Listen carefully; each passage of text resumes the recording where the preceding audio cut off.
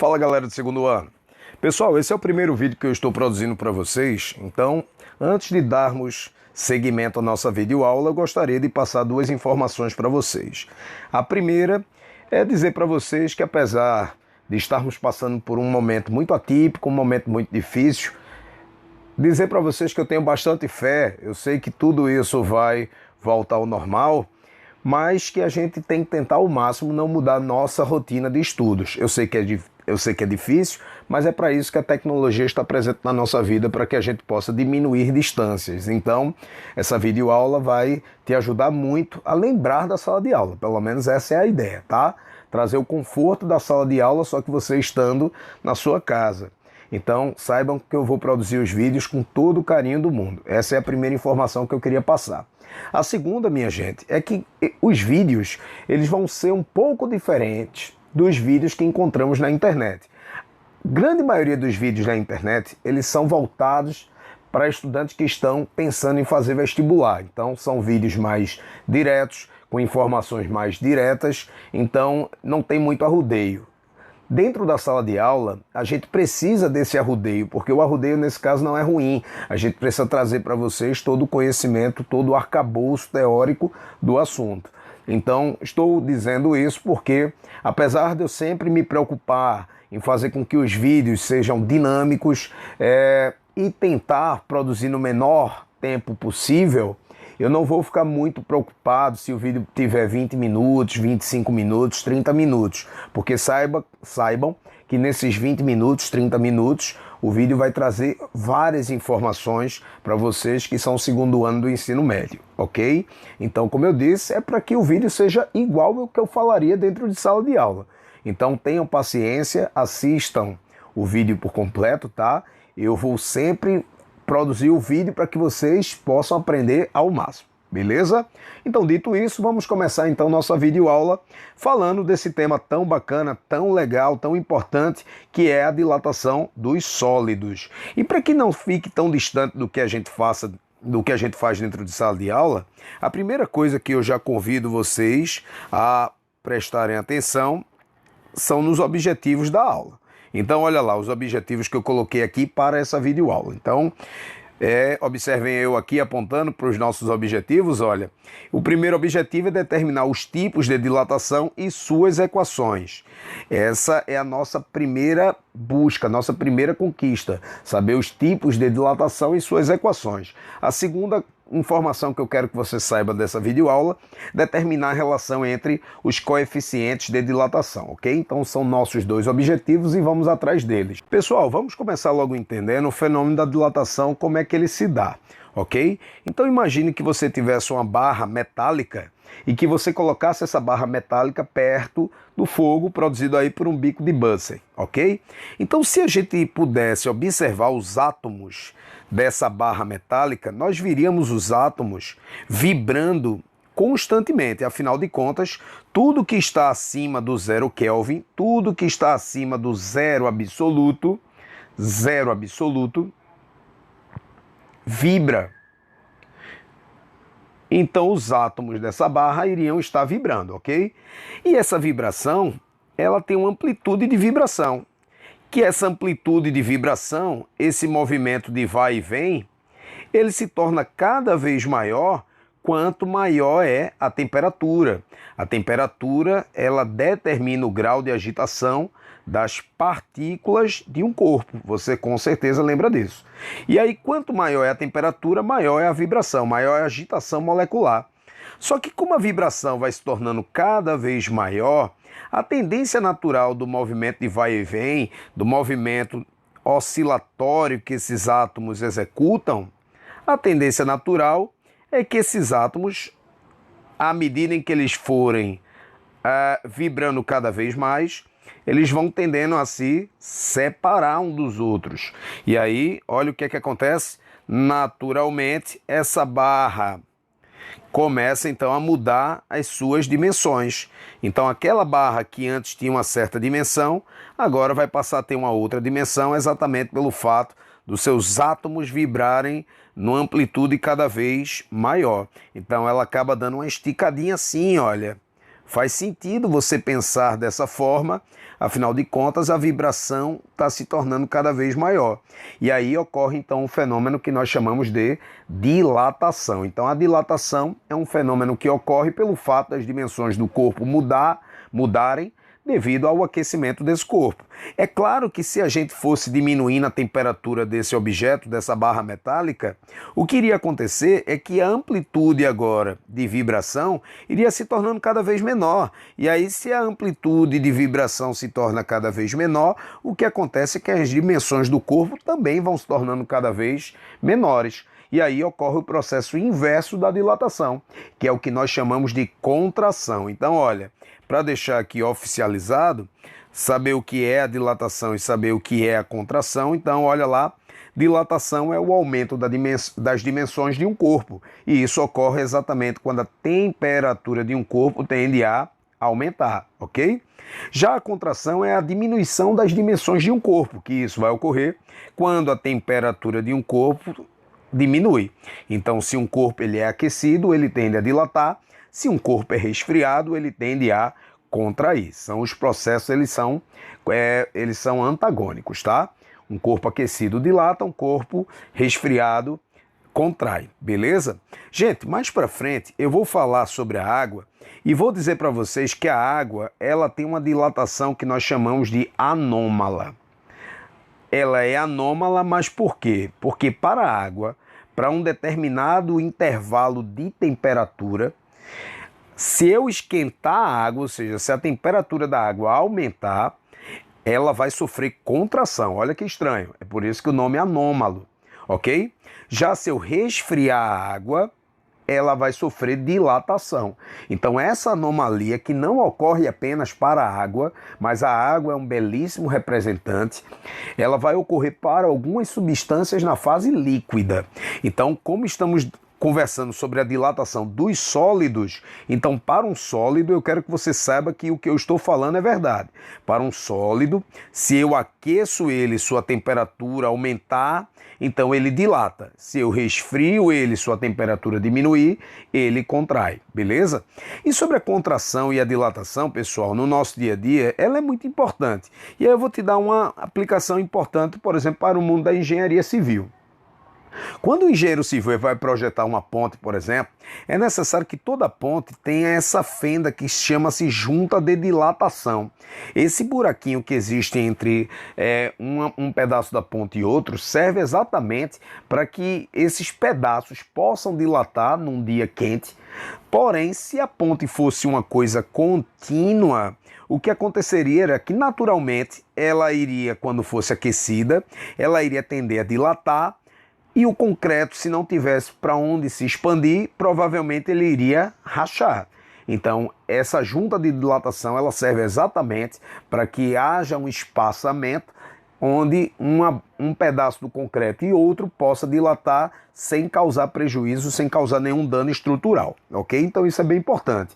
A outra coisa também foi até no início aqui do nosso vídeo, você viu lá que eu coloquei uma imagenzinha dos trilhos de um trem, que também tem uma fendazinha, olha, também tem uma junta de dilatação. E também serve para que uma base de ferro e outra possam dilatar em um dia quente, por exemplo, ou mesmo contrair, tá, gente? Mas sem sem entortar esse trilho, sem deixar ele de tal forma que um trem passe e tenha risco, por exemplo, do trem tombar, do trem descarrilar, ok? Então isso é bem importante. Então essa separação ela é bem calculada para que haja uma dilatação ou uma contração de forma calculada, de forma devida, e aí não haja nenhum dano estrutural. Falando sobre a dilatação dos sólidos, um sólido pode dilatar em uma única dimensão, em duas dimensões ou em três dimensões. Por isso que a dilatação pode receber três sobrenomes. A dilatação pode ser chamada de linear, superficial ou volumétrica. A dilatação volumétrica é a dilatação que ocorre no volume dos corpos. Já a dilatação superficial ocorre na superfície, ou seja, na área dos corpos. E a dilatação linear ocorre no comprimento dos corpos. Comprimento. Pessoal, na prática, tudo que você imaginar sempre tem volume. Na prática, toda dilatação é sempre volumétrica. Como assim? Por exemplo, se pensássemos sobre um fio que está pendurado no poste. Um fio que está pendurado no poste, ele tem um determinado comprimento, mas também tem uma determinada área da base. Se eu pego essa área da base e multiplico pelo comprimento, nós temos então o que nós chamamos de volume. O volume é a área da base vezes o comprimento.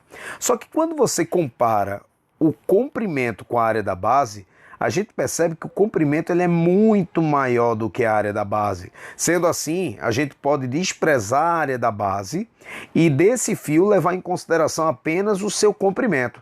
Então, trataríamos a dilatação que ocorreria nesse fio como uma dilatação linear.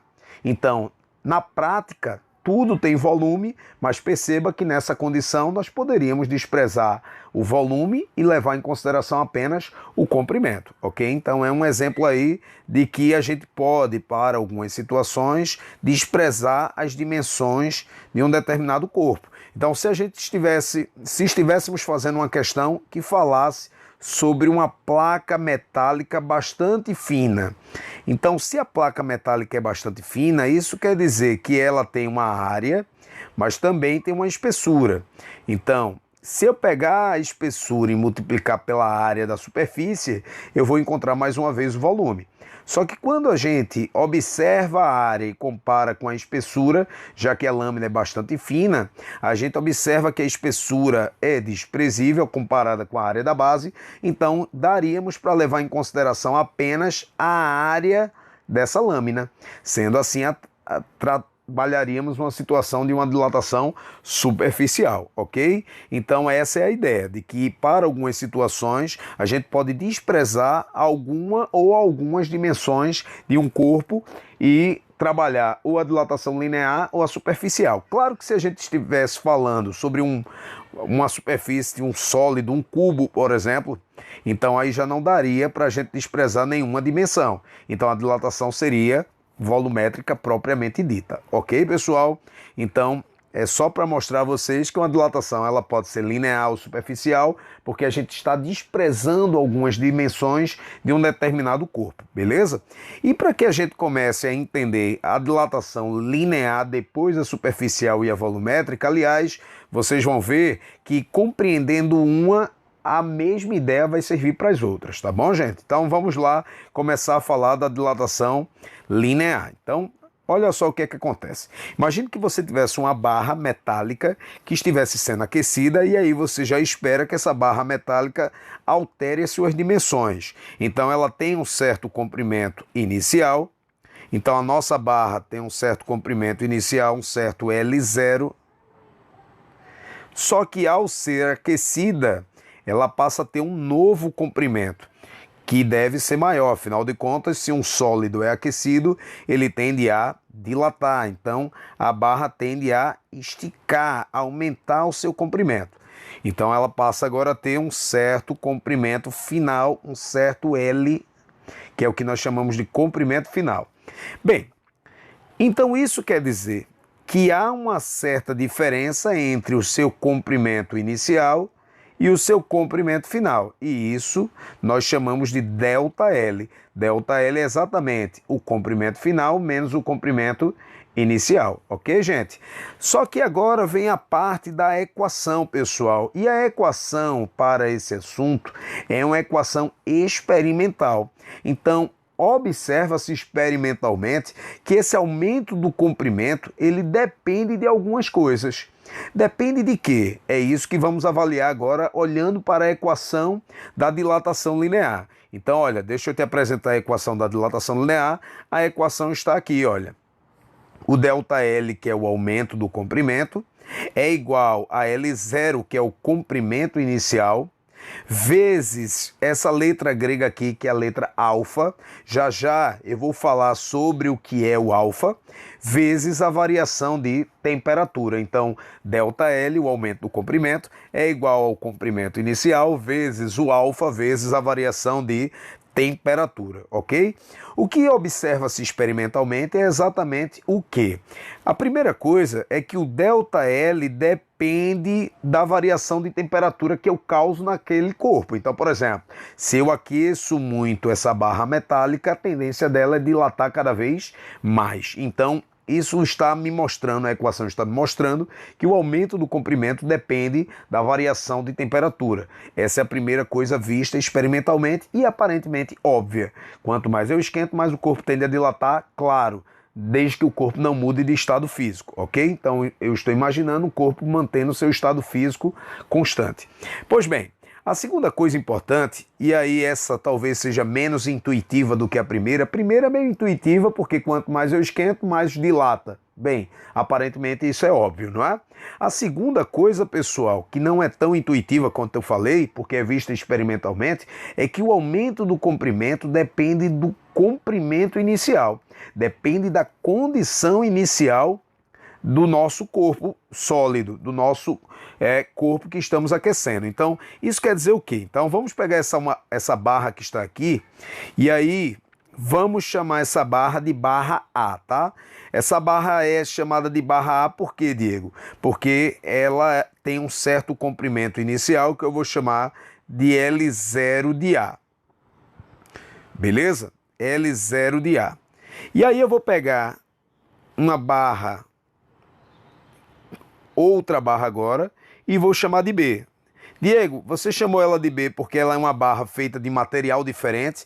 Não, gente. Primeiro eu vou admitir que as duas barras são feitas do mesmo material. Por exemplo, as duas podem ser feitas de alumínio, as duas podem ser feitas de cobre, as duas podem ser feitas de ouro, mas eu estou admitindo que as duas são feitas com o mesmo material, certo? Então, eu só quero que você entenda o seguinte, ó, é que essa barra que eu chamei de B, ela vai ter um comprimento inicial maior do que o comprimento inicial da barra A, tá? Então, apesar de elas serem feitas com o mesmo material, a gente observa que o comprimento inicial de B é maior do que o comprimento inicial de A. Beleza? Então, olha, eu estou admitindo que as duas são feitas do mesmo material. Por exemplo, as duas são feitas de alumínio.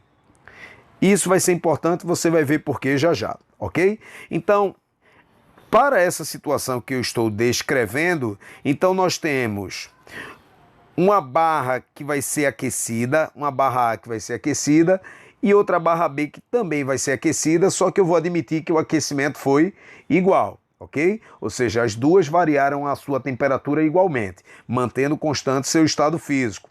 Vou admitir que o comprimento inicial da barra A é menor do que o comprimento inicial da barra B. Isso a gente já está visualizando na figura. O comprimento inicial de B é maior do que o comprimento inicial de A.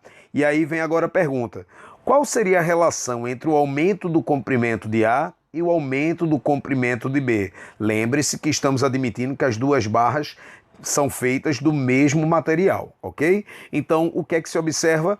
Que aumenta mais o comprimento aquela que tem um comprimento inicial maior, ou seja, o ΔL de A seria menor do que o de B, ou se preferir, o ΔL de B é maior do que o de A, pois o comprimento inicial de B é maior do que o comprimento inicial de A.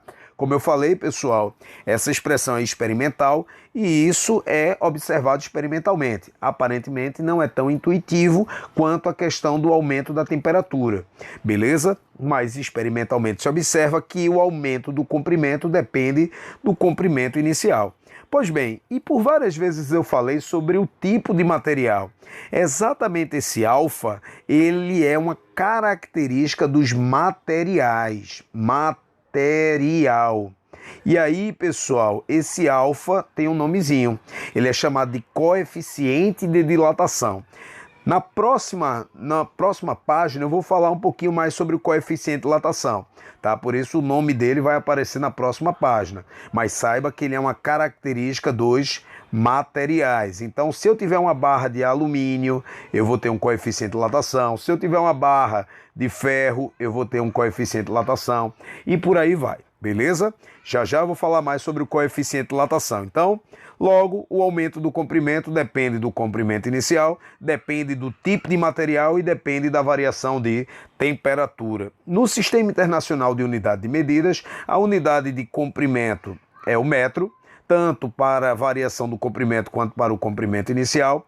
De variação de temperatura, a unidade é o Kelvin. Só que como aqui estamos falando sobre variação, é bom que a gente possa lembrar, recordar, que a unidade de temperatura é o Kelvin, mas como a variação de temperatura em Kelvin é igual à variação de temperatura na escala Celsius, as duas são escalas que têm a mesma quantidade de pontos, né? A variação de temperatura em Celsius tem 100 números de 0 até 100, e em Kelvin também tem 100 números de 273 até 373. Por isso, o que varia em uma também varia na outra, por isso que a gente pode dizer que a variação de temperatura pode ser medida tanto em Kelvin quanto em graus Celsius, apesar de sabermos que no sistema internacional a unidade é o Kelvin. Tranquilo? E a unidade do coeficiente de dilatação, pessoal, e já vai ficar explicado o motivo disso, mas a unidade do coeficiente de dilatação é o Kelvin elevado a menos 1 ou graus Celsius elevado a menos 1. E aí a gente dá um nomezinho a isso. A gente chama de Kelvin ou graus Celsius com um sobrenome, que é o sobrenome recíproco. Recíproco. Então, sempre que falarmos sobre o coeficiente de dilatação, vamos dizer o coeficiente de dilatação vale tantos Kelvin recíproco ou graus Celsius recíproco. Vamos conversar um pouquinho sobre o alfa, sobre o coeficiente de dilatação. Com um detalhe, no caso do alfa, a gente apelida ele de coeficiente de dilatação linear, ou seja, ele vai estar associado à dilatação linear. Para a dilatação volumétrica, assim como a dilatação superficial, elas também vão apresentar um coeficiente de dilatação, só que no caso, cada uma com o sobrenome da dilatação. Então vai aparecer o coeficiente de dilatação superficial e o coeficiente de dilatação volumétrico. Mas um dos objetivos da aula, lembre-se, que é relacionar o coeficiente de dilatação linear, o superficial e o volumétrico. Então, vou falar sobre eles relacionando já. Mas bem, como eu te falei, o coeficiente de dilatação, ele é uma característica dos materiais. Por isso, eu quero te mostrar essa tabelinha aí com nenhum intuito de você decorar nenhum desses valores que está aí, ok, gente? Mas saiba que esse é o valor dos coeficientes de dilatação de alguns materiais. Alumínio, latão, prata, ouro e por aí vai, beleza? E aí vamos entender bem o que é que o coeficiente de dilatação ele está nos dizendo. Que informação ele quer nos passar? Primeira coisa, olha só, a unidade dele aqui, graus Celsius elevado a menos 1, que é o que a gente chama de graus Celsius recíproco.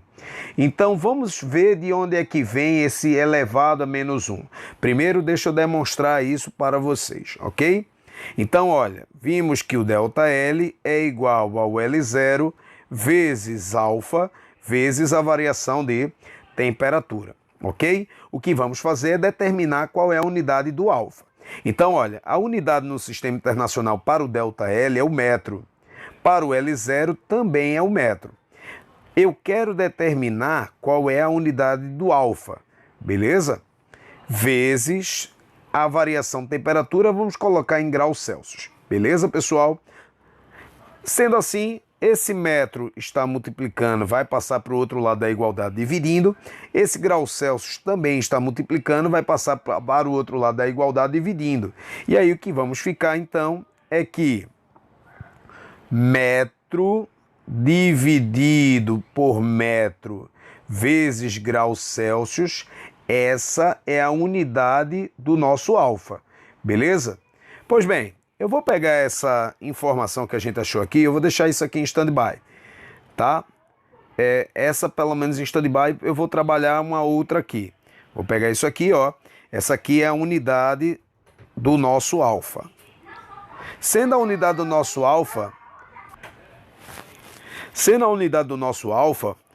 o que é que eu vou fazer? Vou simplificar aqui o metro do numerador com o metro do denominador.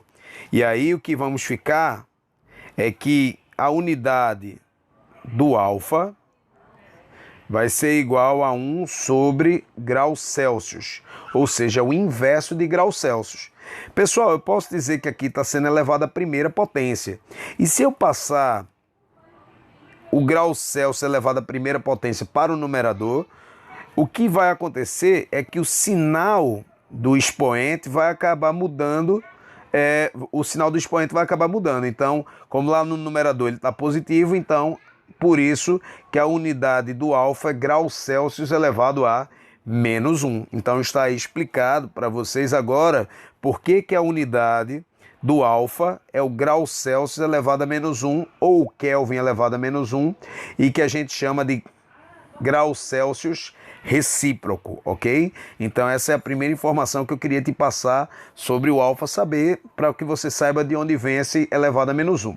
A segunda coisa que eu quero te falar, e não menos importante, aliás, eu diria até que é mais importante, é o seguinte, mas o que é o alfa? O que ele quer nos informar? O que esse número está nos dizendo? Então vamos escolher aqui o valor de um dos coeficientes de dilatação. Por exemplo, vamos pegar aqui do cobre, certo?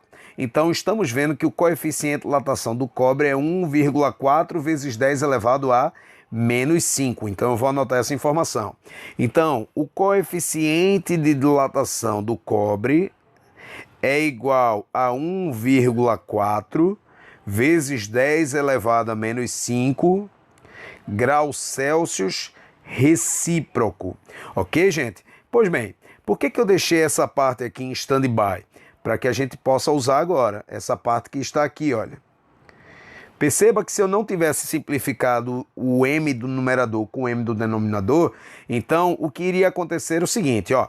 Eu posso reescrever então essa expressão daqui sendo assim, olha. 1,4 vezes 10 elevado a menos 5, olha lá, sem ter feito a simplificação, ficaria 1 metro no numerador, né? Lá no denominador ficaria metro vezes grau Celsius, ok, gente? Então, sem fazer a simplificação. Claro que se eu fizer a simplificação, a gente vai encontrar exatamente o que chamamos de grau Celsius recíproco. Uma outra coisa que eu quero fazer é pegar esse número que está aqui, olha, e abrir esse número para que a gente possa entender. Porque o que esse número está me dizendo? 1,4 vezes 10 a menos 5 é a mesma coisa que 1,4, e aí vamos fazer o raciocínio inverso do que fizemos aqui. Quando passamos esse termo para o numerador, a gente trocou o expoente dele, que era positivo, ficou negativo. Agora vamos pegar esse 10 a menos 5 e vamos passá-lo para o denominador. Então vai ficar 10 elevado a quinta. Então o que nós temos aqui é 1,4 dividido por 100 mil.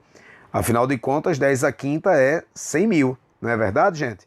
E aí, 1,4 dividido por 100 mil, então eu vou pegar essa casa decimal aqui do 1,4 e vou andar com ela 5 vezes, afinal de contas, nós temos 5 zeros. E aí o que vai acontecer é que vamos ficar então com um número sendo assim. Coeficiente de dilatação do cobre vai ser 0,00014, né? Metro por metro graus Celsius. E agora sim, dá para a gente fazer a leitura e interpretação desse número. Pessoal, o que esse número está me dizendo? Esse número está me dizendo a seguinte informação. Quando você tem o coeficiente de dilatação, por exemplo, do cobre, que é esse número que está aqui, o que você está me dizendo é que para cada 1 metro de uma barra de cobre que eu venha a ter, então se eu tiver uma barra de cobre com comprimento inicial de 1 metro, olha, 1 metro é o comprimento inicial dessa barra de cobre. Se eu aquecer essa barra de cobre a uma temperatura que varie sua temperatura 1 grau Celsius, ó aqui, 1 grau Celsius, tá? Até botei o grau aqui no local errado, deixa eu ajeitar, 1 grau Celsius. Então, se eu variar a temperatura dessa barra em 1 grau Celsius, o que vai acontecer? Essa barra ela vai mudar suas dimensões exatamente em quanto? 0, deixa eu até contar, 0,0000014. Olha isso, gente. Veja como esse número aqui é muito pequeno, muito pequeno. E é isso que eu gostaria que você entendesse sobre a dilatação, é que ela envolve de fato números muito pequenos. Olha lá, vamos pegar um outro coeficiente de dilatação aqui do vidro, olha, do vidro Pirex, aquele que geralmente a gente coloca dentro de um forno para fazer uma lasanha, 0,3 vezes 10 a menos 5. Então, olha, o coeficiente do vidro Pirex vai ser 0,3 vezes 10 a menos 5 graus Celsius recíproco. Como é que eu posso reescrever isso aqui? Já abrindo o número. Correndo com a vírgula 5 vezes para a esquerda, vamos ficar então 0,00000, olha lá, 3 metro por metro grau Celsius. O que é que isso quer dizer? Que se eu tivesse um vidro Pirex de 1 metro, inicialmente com comprimento de 1 metro, e eu aquecesse ele 1 grau Celsius, variasse sua temperatura em 1 grau Celsius, ele ia crescer 0, ou seja, esse número que é aqui bem pequenininho, tá? Você já entendeu isso aí. Muito pequeno, quase nada, não é verdade, pessoal? Então é bem importante que você entenda que a dilatação, ela envolve de fato números muito pequenos. Quando falamos da dilatação dos sólidos, ela envolve números muito pequenos. Isso é bem importante. Então, com isso, você entendeu aí a ideia do coeficiente de dilatação. Gente, você também pode escrever uma equação que possa te garantir logo o valor do comprimento final de um sólido que venha a ser aquecido. Então, o que nós estamos calculando é o quanto ele aumenta, mas a gente pode logo determinar uma expressão para o comprimento final. E como seria? Vamos lá. ΔL é igual a L0 vezes alfa vezes a variação de temperatura. Só que ΔL é o comprimento final menos o comprimento inicial, que é igual a L0 vezes alfa vezes a variação de temperatura. Você pode passar esse comprimento inicial para o outro lado da igualdade, e aí você vai ficar aqui, o comprimento final é igual ao comprimento inicial mais o comprimento inicial vezes alfa vezes a variação de temperatura. E você pode agora colocar em evidência o comprimento inicial, e aí chega na expressão para o comprimento final. O comprimento final é igual ao comprimento inicial colocado em evidência, já que é um fator comum nos termos que aparecem aqui em cima, 1 mais alfa vezes a variação de temperatura. Está aí a expressão que nos garante direto o comprimento final. Ok, gente? Pessoal, essa expressão ela é interessante não para que você venha decorar, até porque você não precisa dela para resolver problemas. Como assim? Você poderia, num problema que a questão pedisse o comprimento final, você poderia fazer a seguinte coisa. Você poderia calcular o quanto foi o aumento e depois, obviamente, somar com o comprimento inicial. E isso seria o comprimento final, não é verdade? Olha, se você tivesse o ΔL é igual a L final menos L inicial, se passar para o outro lado da igualdade, você encontra exatamente essa expressão que eu acabei de mostrar, tranquilo? Mas por que então eu demonstrei se eu poderia trabalhar numa questão sem ela? Porque ela é interessante para que então a gente saiba fazer uma interpretação gráfica do que está acontecendo aí nessa situação. Então, olha, eu até vou pegar essa expressão que está aqui, olha, daqui de cima, para que a gente perceba matematicamente o que é que essa expressão ela envolve. Essa expressão matematicamente envolve uma função do tipo f de x igual a b mais a vezes x, que é uma função polinomial do primeiro grau. Então, isso quer dizer que se eu quiser construir um gráfico do comprimento em função da temperatura, observe aqui a nossa expressão. O nosso f de x aqui é exatamente o comprimento final. O nosso y, que está aqui, olha, no eixo y, em função da temperatura, que é exatamente o nosso x. Ó. O nosso x é exatamente a variação de temperatura, ok? Então isso quer dizer que na hora que fôssemos construir um gráfico, esse gráfico tem que ser uma reta, beleza? Então o gráfico ele é uma reta porque estamos trabalhando com a função polinomial do primeiro grau. Então, para uma temperatura inicial, você teria um comprimento inicial. para uma temperatura final, você teria um comprimento final, e aí você observa que a barra está aumentando de tamanho porque eu estou aquecendo, ok? O que fica sendo interessante é avaliarmos quem é o nosso coeficiente angular, exatamente esse A aqui da nossa equação polinomial do primeiro grau. Se você olhar para cima, nós vamos ver que o nosso coeficiente angular é o produto entre L0 vezes alfa. Então, isso quer dizer que se eu tirar a tangente de θ, a tangente desta parte que foi achurada, a tangente de θ, ela é numericamente igual ao coeficiente angular, que é L0 vezes alfa. Ok, pessoal? Então é bem interessante aí a gente avaliar a parte matemática do gráfico, que foi toda explorada agora. Gente, vocês vão ver agora que para as outras dilatações, que são a dilatação superficial e volumétrica, o raciocínio vai ser o mesmo, por isso vai ser agora bastante rápido. Vamos falar da dilatação superficial, que é uma dilatação bidimensional. Então, imaginemos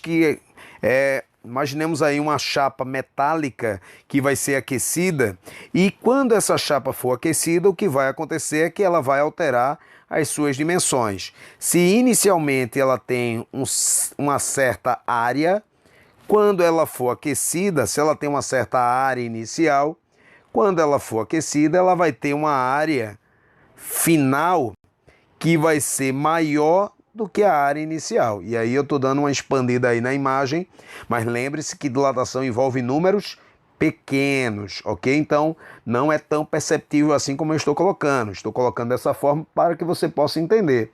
E aí o que é visto experimentalmente? O que é que se observa experimentalmente? Se observa experimentalmente que o aumento da área depende da variação de temperatura, o aumento da área depende da condição inicial, ou seja, da área inicial, e que o aumento da área depende do tipo de material. Opa, se é do tipo de material, então isso aqui a gente chama de coeficiente de dilatação. Só que no caso para a dilatação superficial, é chamado de coeficiente de dilatação superficial. Afinal de contas, estamos falando de uma dilatação superficial, beleza? Para o Sistema Internacional de Unidade de Medidas, a unidade de área no Sistema Internacional é o metro quadrado, a unidade de área inicial também é o metro quadrado, de variação de temperatura Kelvin ou graus Celsius, e a unidade do coeficiente de dilatação Kelvin recíproco ou graus Celsius recíproco.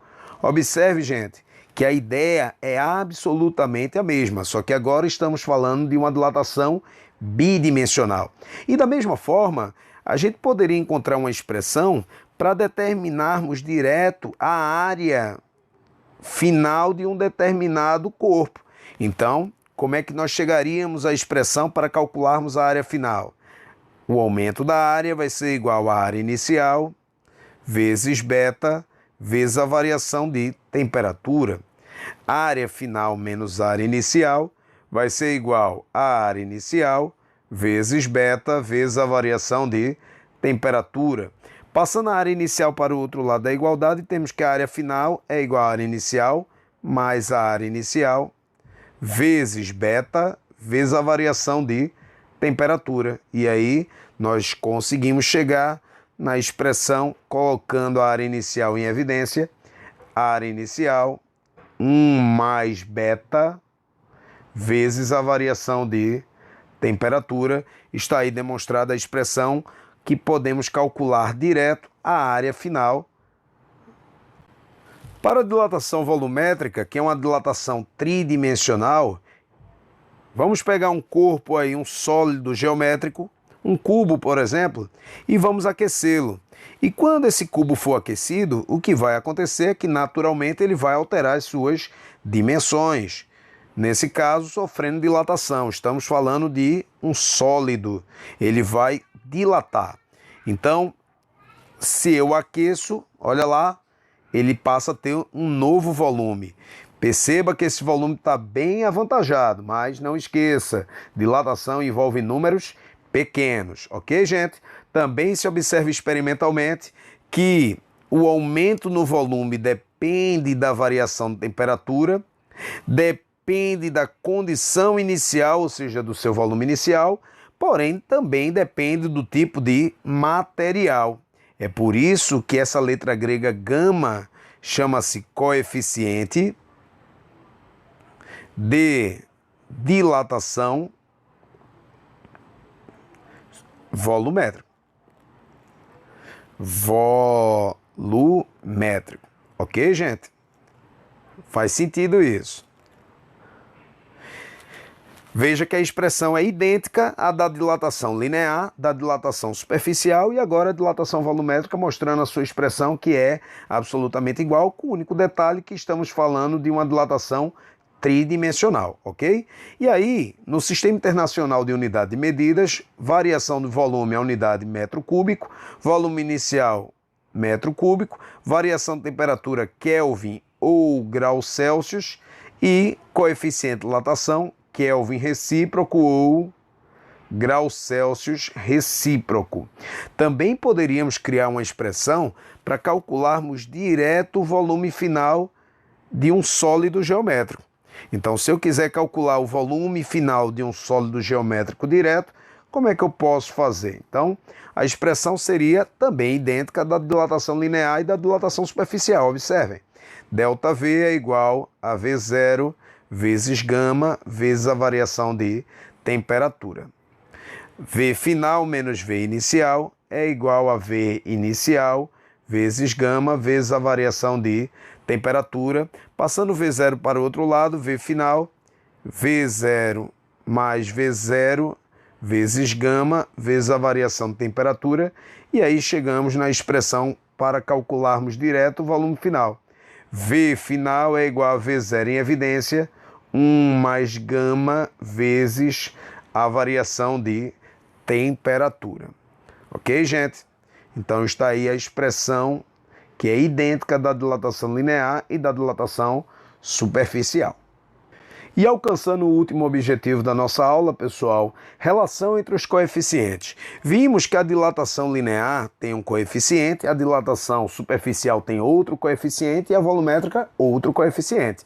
Para a dilatação linear chamamos de alfa, para a dilatação superficial chamamos de beta e para a dilatação volumétrica chamamos de gama. Pois bem, a relação que envolve esses três coeficientes de dilatação é uma relação proporcional ao número de dimensões que são envolvidas nessas dilatações. Então isso quer dizer o quê? Quer dizer que o alfa, que é para uma dilatação unidimensional, alfa está para 1, assim como beta, que é para uma dilatação bidimensional, está para 2, assim como gama, que é para uma dilatação tridimensional, está para 3. Por isso, alfa está para 1, assim como beta está para 2, assim como gama está para 3. Essa é a relação que envolve os coeficientes. Alfa sobre 1 é igual a beta sobre 2, que é igual a gama sobre 3. E isso quer dizer o quê? Quer dizer o seguinte: vamos imaginar criar uma situação, problema, em que estamos falando de uma questão que é uma questão que envolve a dilatação volumétrica. Volumétrica. Você leu a questão, identificou que a questão é de dilatação volumétrica. Até aí tudo ok. Só que a questão te forneceu o valor de alfa, ou seja, te ofereceu o coeficiente de dilatação linear. E aí vem uma pergunta: será que uma questão poderia me dar o valor de alfa, mesmo sabendo que a questão é de dilatação volumétrica? A resposta é sim, pode. E não é nenhum problema isso. Você resolve esse problema, aliás, bastante rápido. Como? Vendo a relação que envolve os três coeficientes. Então a resolução seria da seguinte forma: a questão te deu alfa, mas você precisa do gama, ok? Então você diria alfa está para 1, assim como gama está para 3. E aí, fazendo o produto dos meios igual ao produto dos extremos, nós ficaríamos que gama vezes 1, que é igual a gama, é igual a 3 alfa. Ou seja, bastava pegar o valor de alfa, que a questão te deu, multiplicar por 3, que você teria o valor de gama, ok, gente? Então é assim que a gente resolve um problema quando uma questão me dá um coeficiente, mesmo sabendo que eu preciso de outro. Então, se você não entendeu, deixa eu criar uma outra situação parecida, claro. Vamos imaginar que a questão fosse de dilatação superficial. Superficial. Então, você precisa, para resolver o problema, do valor de beta. Porém, na leitura da questão, a questão te deu o valor de alfa mais uma vez. E aí, como é que eu resolvo esse problema? Fácil. Você diz, então, que alfa está para 1, assim como beta está para 2. Fazendo o produto dos meios igual a produtos extremos, vai ficar que beta vezes 1 é beta, alfa vezes 2 vai ficar 2 alfa. Traduzindo, se você precisasse do valor de beta, mas tem o valor de alfa, basta multiplicar por 2, que aí você finalmente encontra o valor de beta. Então, gente, é ficar ligado nisso aí. Quando uma questão é de um tipo de dilatação, mas o coeficiente é de outra dilatação. Basta ver a relação entre os coeficientes que você consegue superar esse problema sem maiores dores de cabeça. Mas alguns estudantes, às vezes, me perguntam de onde vem essa relação. Se essa relação vem apenas do que envolve o número de dimensões. E, na verdade, a explicação para essa relação existir é um pouco mais complexa. Mas, mesmo assim, foi como eu te disse, a ideia da videoaula é trazer tudo o que eu faria dentro de sala de aula. Por isso, gente, mesmo a aula já estando um pouco alongada, eu ainda quero te trazer mais informações. E é uma informação bem interessante, que é o seguinte: de onde é que surge essa relação dos coeficientes?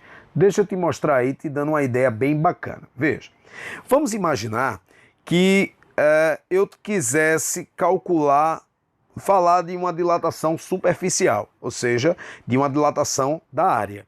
Você sabe que uma dilatação superficial, uma dilatação da área, ela é bidimensional, ou seja, é você pegar de um determinado polígono, pegar e fazer o produto de uma dimensão A vezes a outra dimensão B. Ou seja, é um comprimento vezes o outro, certo?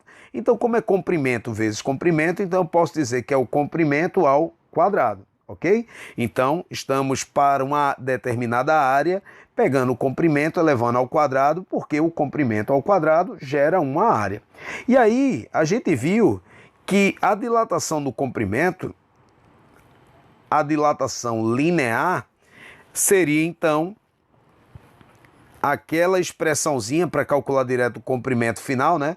Seria L0, que foi colocado em evidência, vezes 1 mais alfa, vezes a variação de temperatura. Ok, pessoal? Isso aqui é elevado ao quadrado. Beleza? E aí, vamos aplicar aqui a propriedade distributiva para que fique mais fácil da gente visualizar o que é que vai acontecer. Então, aplicando a propriedade distributiva, vamos ficar aqui A vai ser igual a L0 mais L0 vezes alfa vezes a variação de temperatura. Isso aqui é ao quadrado. E agora o que nós temos é um produto notável, não é? Nós temos aquele produto notável que seria A mais B elevado ao quadrado. E aí, como é que a gente faz A mais B ao quadrado? É o quadrado do primeiro termo, mais 2 vezes o primeiro termo vezes o segundo termo, mais o quadrado do segundo termo, e vamos aplicar exatamente isso aqui. Então, vai ficar, então, quadrado do primeiro termo, que é L0 quadrado, mais 2 vezes o primeiro termo, então 2 vezes L0, vezes o segundo termo, que é L0, vezes alfa, vezes a variação de temperatura, mais o quadrado do segundo termo. Então vai ficar L0 quadrado, vezes alfa quadrado, vezes a variação de temperatura ao quadrado. Ok, gente? E aí agora, parando para analisar o que acontece aqui, pessoal, você lembra que o alfa é um número muito pequeno. Que claro que se eu tenho um número muito pequeno e elevo ele ao quadrado, que é exatamente o que está acontecendo aqui, olha, se eu tenho um número muito pequeno e elevo ao quadrado, digamos, 2 vezes 10 a menos 5 elevado ao quadrado. Então isso aqui vai ser igual a 4 vezes 10 elevado a menos 10. Ou seja, esse número fica muito menor. Se ele está sendo elevado ao quadrado, ele fica menor ainda. E fica tão pequeno, que a gente diz que então ele tende a zero.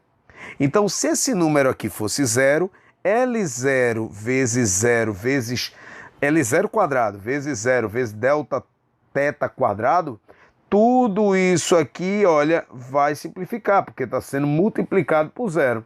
E aí, olha o que é que a gente fica.